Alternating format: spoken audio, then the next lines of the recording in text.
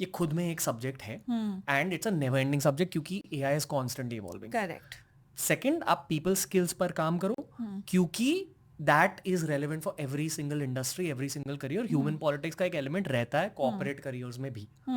And third, अपने communication skills पर काम करो क्योंकि one, it will help you in your work place, but two, आपके प्रॉम्प्ट इंजीनियरिंग स्किल्स बढ़ेंगे with improved communication skill in the first place. हाँ, मतलब just to add on to that, अभी the way they are now transforming even chat GPT etcetera is to say कि even if somebody does not know the right language, even if English is not their first language and they actually put a prompt, the AI is working equally hard to understand where you're coming from.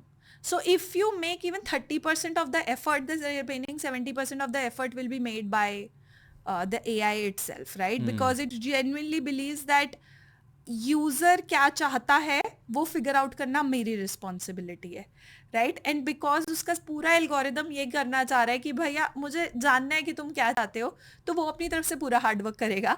You have to just do the additional hard work. I think in just to add to your point, आपने 3 या 4 जो points add करे, I think the other last point is always be very aware of your business. Even if you think I'm just an analyst in a big organization, मेरे को क्या profit loss statement से मतलब है, that's not true.